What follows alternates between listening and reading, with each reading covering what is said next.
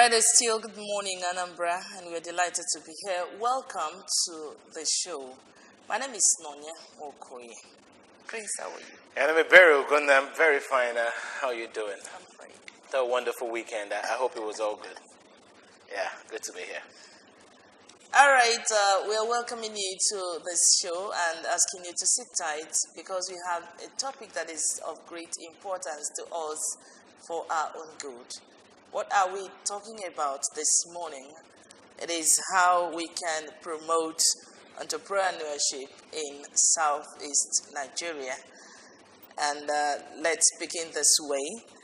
Don't get distracted and never tell yourself that you need to be the biggest brand in the whole world. Start by working on what you need at the present moment, and then what you need to do tomorrow to set yourself manageable targets. That's a quote from Jas Bagniewski. And on that note, welcome you, and we have a guest already seated in the studio to help us look at this topic, promoting entrepreneurship in southeast of Nigeria. Professor Ken Obi is a professor of economics, Nnamdi Azikiwe University here in Awka. Prof, you're welcome to the studio. My great pleasure. All right, now about the topic, we are going to really see some of great entrepreneurs in Nigeria, what has really helped them to come to that point. If we can learn one or two lessons from there, then we may take a cue from there. Now tell us, who actually is an entrepreneur? Thank you so much. Let's first look at entrepreneurship. We are looking at the process of creating new businesses. The process of creating new businesses. This business has to be designed, it has to be launched, and it has to, you have to make it running. So this process is what we call entrepreneurship. Now, those who create these businesses, you call them the entrepreneurs. All right. Now, when we let's look at some of entrepreneurs we have around. We have one in Anambra State, so to speak, in Osin. Let's look at some of them and see: is there anything we can learn from some of them? We can learn quite a lot. And what we'll do is to look at some of the characteristics of these individuals. If we do that, it will help those who want to become entrepreneurs to be effective and successful. Okay. All right. Let me come to my question. I think you had more to say. Yeah, if you... Okay. You talked about entrepreneurship being an act of creating a new business. Now, you agree with me that the unemployment rate in Nigeria is so alarming that time and time again, university churn out graduates who probably are not going to get any job anytime soon. And in fact, the government and private sectors are not even giving them any green light. Now, how do we encourage the young ones in the university to toe the line of entrepreneurship, knowing fully well that in Nigeria there is no job? Right, you asked what can we learn from the successful entrepreneurs. I think that's the starting point. And after that, maybe we look at the process of this entrepreneurship development. Let it be known to you that it's not everybody who can be a successful entrepreneur. Some are bound to be successful, some are bound to fail. So we need to look at it holistically. Even when we have unemployment, you see that if the entrepreneurship is not even regulated, it has its own drawbacks, shortcomings. So it shouldn't be for everybody. It shouldn't be the only alternative. Actually, that was why I asked that question earlier. Because when we look at people that have crossed this path and they are, comfortable where they are, we can take a cue from That's them. yeah. You know, All right. he stopped me. All right. So let's just look at some of the qualities, the characteristics. This person must be inventive. Even when you don't have enough resources, you should be able to make do with what you have, what is available. The individual must be also open to change. And you know that a society is dynamic. Problems evolve every day. So a successful entrepreneur must adapt. You have to change with the customers. You also have to change with market demands. This is somebody who has to promote himself. You have to have vision, while at the same time trying to see how you can improve yourself inwardly. This person also must be visionary. So you see, some of these things are the the qualities of a successful entrepreneur. You must have to also continue to learn. Learning is limitless. It's a process, and you have to associate with people with like mind. These are ways you can continue to become, or things you have to first imbibe to become a successful entrepreneur. Now, you said earlier in the course of your answering a question that not everybody, Yes. can be a successful entrepreneur. Now, the question is, what will actually make me to know that I can be a successful entrepreneur? That will be a push for me to join and become an entrepreneur. Right. You will have different abilities. It's just like, let me bring it down a little. You go to the university, or let's say higher education. Not every person can become a graduate. But a person can also excel in other areas of endeavor. And that is why this process of entrepreneurship development is very important. It is at that process that you now select your target and place them where they should be. What we see now is that it's like all persons are lumped together. You hear private organizations telling you, we want to do this, and they invite everybody. That cannot be effective. But if you are able, especially when government comes in, and you have NGOs that are competent, informed in what they are doing, you can kind of stratify these things so that you now reach target population according to their abilities. This is very strategic. And that is why we need to plan. We need to plan this entrepreneurship thing. It's not just doing anything you like. So one of the first things you do is that you must have a clear objective of what the program is. And that will give you direction. And that will give you focus. All right, let me take us back a little. In the 80s, we have mentorship, Yes. unlike what we have today. I don't know how viable or how much mentors we have around today.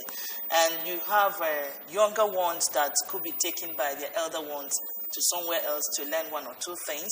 And they bend down there and, until the number of years they will stay with the person, then they now come back to establish. But these days, we see, children that are not ready to be submissive to authority. We have young ones that are not ready to bend down and learn from others that are older than themselves. Now, what do we do, or how do you think these ones can learn to become entrepreneurs? Really, I think you answered it yourself in a way. It's all about societal values, orientation. It's all about, if what we have today, looking at what we have today, you see youths that are largely unprepared, unwilling to subject themselves to rudiments to becoming a successful entrepreneurs like their masters. So it behoves on the society to go back to the basis. We must have to do that. Even though I'm an economist, I seriously believe that the problem we have is more of a social problem. Okay. So we really need to go back to the basis and reorientate. Give them these moral values, hard work, obedience, things like that can make them to really go forward and acquire the skills that are required for them to become successful. All right, let me take it up from there. You talk about going back to the basics. And you also talked about entrepreneurship being an act of creating a new business. I know while I was in the university, before I graduated, I think a year or 2 years before I graduated, UNIZIC introduced the entrepreneurship course. Now, if, going by your definition, it's an act of creating new business, why does it look as if the universities, I'm not just talking about UNIZIC, generally, why are they so fixated in the theoretical aspect of this entrepreneurship? Because at the end of the day, it looks as if we're still doing the entrepreneurship course is still like one of the microbiology courses, the PAE courses, the mathematics courses.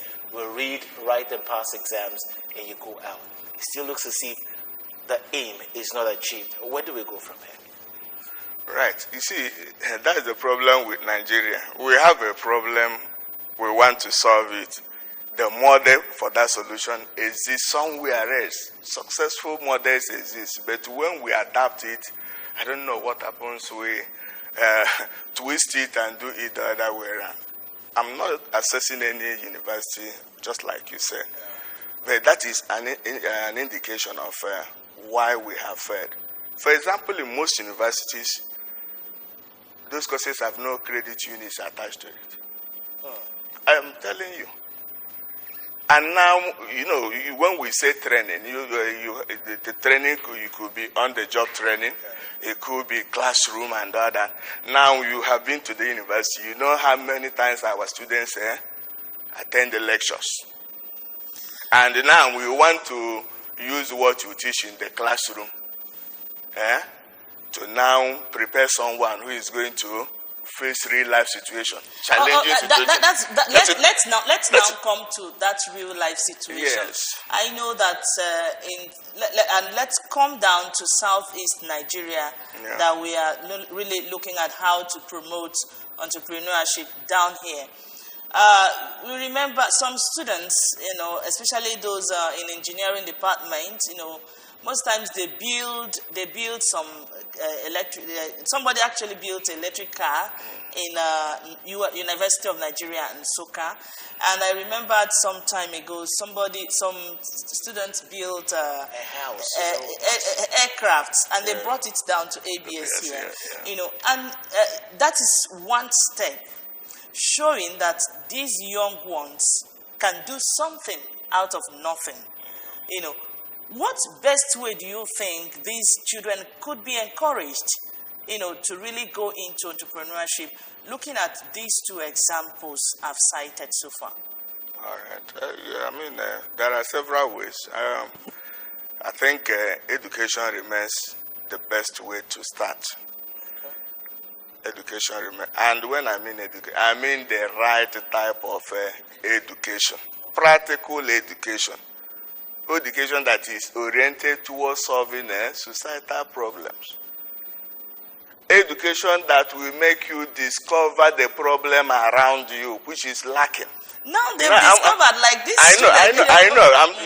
I'm not just limiting it to these two the examples. Maybe these people have the people you said have discovered, the one problem or the other.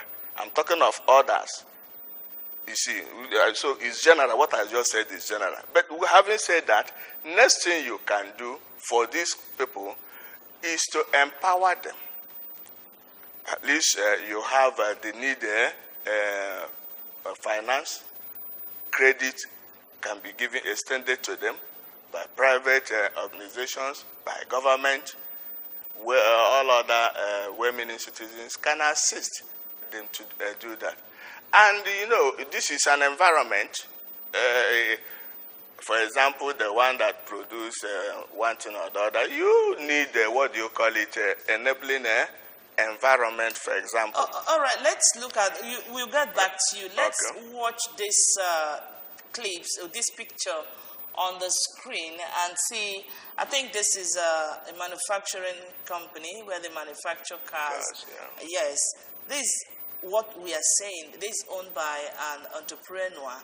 And now, just like you are talking about finance, supporting the kids financially, and I know that without that, are they going to make a headway? Because even Aliko Dangote, who is one of the millionaires, started at the age of 20, and he got a 500,000 naira loan from the grandfather. Yeah. That was how he started. Yeah. Now, what do you think can happen when somebody that produces electric car is given such an amount to start? Because he has to buy materials and whatever. Yeah, I remember what I said initially. Of course, that when you want to encourage or promote, you have to look at the nature of business, the scale. Of course, we have different types of entrepreneurship. But I said earlier that they normally say that Rome is not built in a day. One of the characteristics of an entrepreneur I mentioned is being inventive. And I said, even when you do not have all the resources required, you can start with what is available. It's a very big point. So I agree with you that we need credit facilities adequate for the type of business that the person engages in. But where this is not possible, not forthcoming, especially in a society where I have paucity of funds, I encourage young entrepreneurs to start with what the available fund can give. Don't let that, to me, the most important is to keep your vision alive and to try to sell yourself. You try to sell yourself.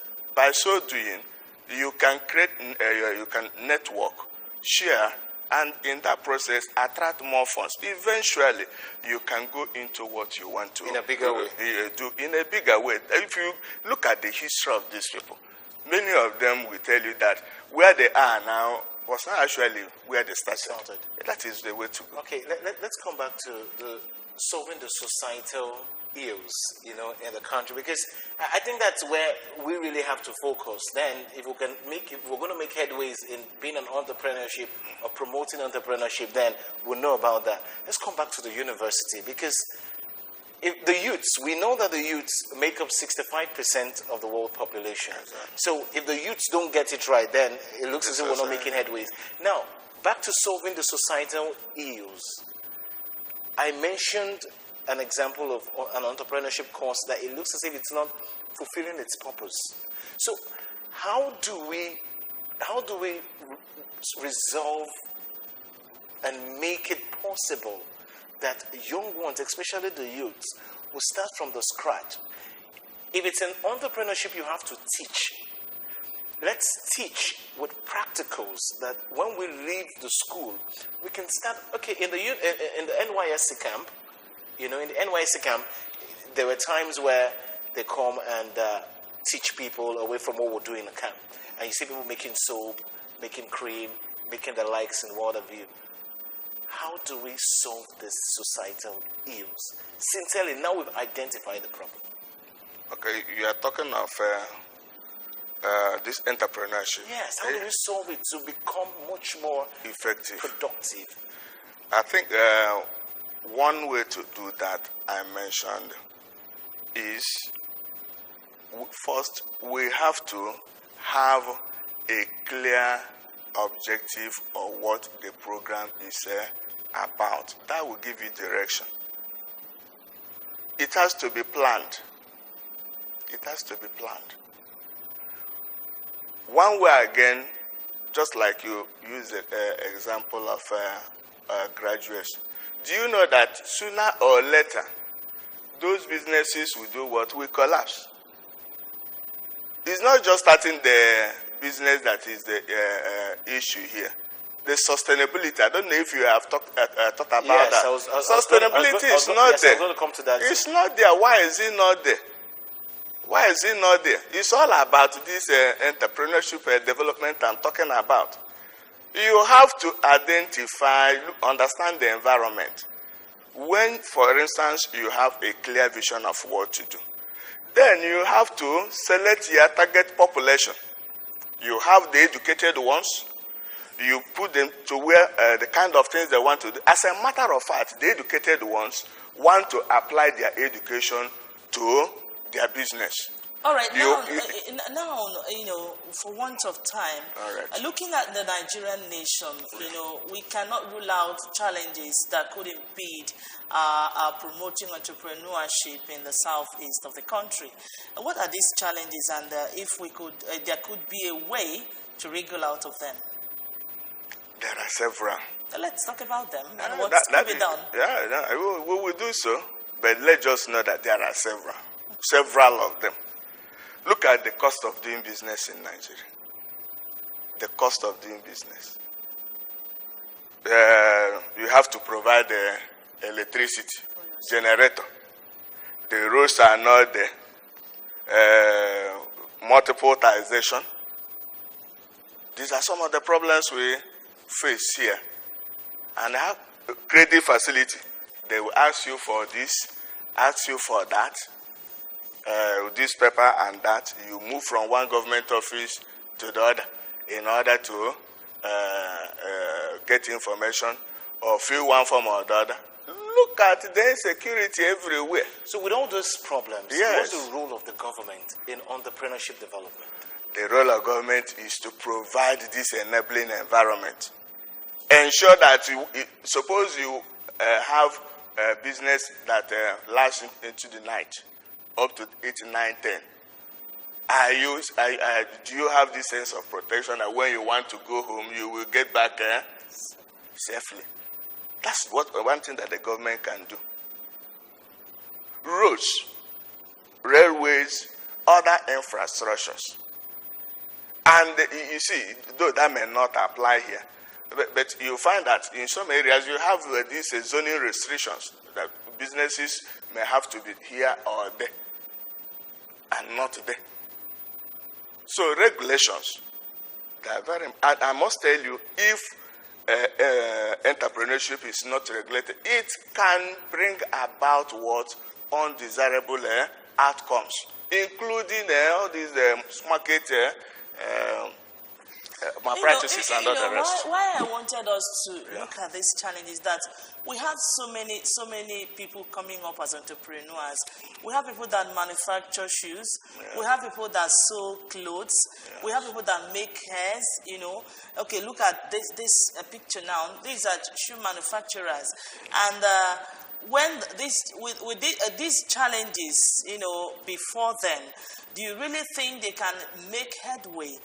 Just like I asked you, how do we wriggle out from these challenges to make these people be what they should be? As I said earlier, for emphasis, let us divide it into two. Okay. There are things we can do by ourselves, for ourselves as individuals. Second, we look at the private sector, we look at the government. As I said earlier, the basic function of government is to provide these basic amenities, security, welfare of the people. And when we say enabling environment in economics, we are looking at the totality of some of these things I have mentioned. So we expect government to provide this enabling environment. We also expect the society in which we live to play a part, because I must tell you, even when all these things are there, but the youth, for example, the entrepreneur to be is not prepared and willing to make use of these things, make use of this opportunity, it will still go down to nothing. You have seen where, for example, resources are made available to people, and still they do not, make good use of it. So we have to look at it from different. The society has a role to play. The government has a role to play. And finally, and the individual himself or herself. Before we finally go, talking about promoting entrepreneurship. Now we have a big issue as citizens. You talked about citizens' role to play. Yeah. Maybe the government. Why do we find it hard to promote our own? For instance, the shoe picture was shown. Yeah, yes. You find out that most of the people who have this money end up going to buy the Italian shoe in Italy.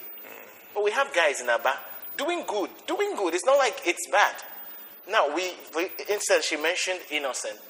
We know some other people who are into car manufacturing, but we still go outside the country to import those cars.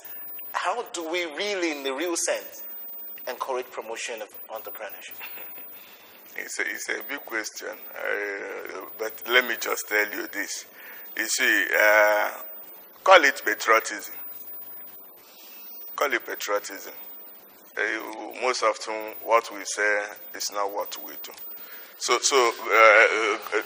government, it's just like you give with the left hand and take with the right hand. You see, that is what I said. I think government themselves should be sincere. That they should be sincere not just putting out policies, but giving people this sense that they are actually doing what they want us to do. All right. More so, okay. Okay, go ahead. Okay, having said that, you mentioned the case of people not patronizing us. We also have to look at the problem from more than one perspective. I must tell you, some of us, those of them in that area, they are not doing quite well. Maybe because of the kind of equipment they are using, the materials and whatever. But I should also think that they have to improve. In fact, even when I'm very patriotic, I won't throw my money away because I want to be patriotic. All right, that should be all-encompassing. You're Yeah. doing what you ought to do, and the government doing what they ought to do. And I know that tomorrow will be better than today. Would like to thank you so much, Professor Ken Obi, for coming on this show. Thank you for your time. My great pleasure. Thank you. And on that note, we thank you so much for watching. Remember that we still have more coming up on Good Morning Anambra.